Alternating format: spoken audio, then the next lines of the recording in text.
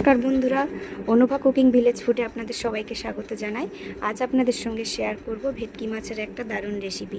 এই গরমে একদম বেশি তেল মশলা ছাড়া আর পেঁয়াজ রসুন ছাড়া ভেটকি মাছের পাতলা পাতলা ঝোল আলু দিয়ে, সেটাই আপনাদের সঙ্গে শেয়ার করছি। ভিডিওটা সবাই দেখতে থাকুন। ভেটকি মাছটা কেটে ধুয়ে আমি পরিষ্কার করে নিয়েছি। খুব বড় মাছ না এটা, আর খুব ছোটও না। 10 পিস মতো হয়েছে ভেটকি মাছটা। কেটে ধুয়ে পরিষ্কার করে আমি এই যে গামলার মধ্যে নিয়ে নিয়েছি।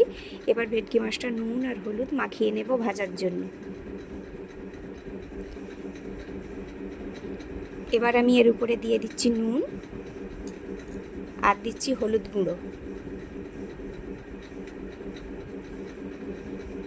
এবার কড়াইটা উনুন ধরিয়ে বসিয়ে দেব। কড়ার মধ্যে দিয়ে দিলাম সর্ষের তেল। তেলটা ভালোভাবে গরম হয়ে আসলে এবার একে একে মাছের দাগাগুলো দিয়ে দিলাম কড়ার মধ্যে।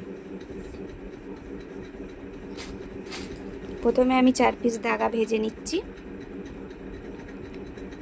এবার মাছটা খুন্তি দিয়ে এপাশ ওপাশ করে আস্তে আস্তে উল্টে উল্টে ভেজে নিতে হবে, কারণ ভেটকি মাছ একটু খুব সহজেই ভেঙে যায়, আপনারা জানেন।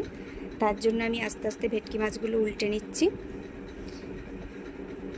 দাগাগুলো একটু লাল লাল করে ভাজা হয়ে গেলে দাগাগুলো তুলে নেব। ভাজা হয়ে গেছে এই যে। এবার বাদবাকি মাছের যে পিসগুলো ছিল সেগুলোও ভেজে নেব। সেগুলোও আমার ভাজা হয়ে গেছে, এবার তুলে নিচ্ছি। এবার ওই তেলের মধ্যে কিছুটা আলু ভেজে নিলাম, লম্বা লম্বা করে কেটে রাখা আলুগুলো ভেজে নিলাম। ওই মাছের তেলেই আলুগুলো ভেজে নিচ্ছি। আলুগুলো একটু হলুদ গুঁড়ো দিয়ে লাল লাল করে আলুগুলো ভেজে তুলে রেখে দেব। আলুর কালার দেখে আপনারা বুঝতে পারছেন আলু ভাজা হয়ে গেছে। এবার আলুটা তুলে রেখে দিলাম। এবার কড়াইয়ের মধ্যে দিলাম আবারও সর্ষের তেল, 2টো শুকনো লঙ্কা, আর দিচ্ছি তেজপাতা, আর দিলাম জিরে ফোড়ন। আজকের আমি কোনো পেঁয়াজ রসুন এতে ব্যবহার করব না, শুধু আদা বাটা স্রেফ দিচ্ছি তেলের মধ্যে। আদা বাটা, লঙ্কার গুঁড়ো, নুন, আর দিচ্ছি হলুদ গুঁড়ো। মশলাটা ভালো করে কষিয়ে নিয়ে ভেজে রাখা আলুগুলো এবার এর মধ্যে দিয়ে দিলাম।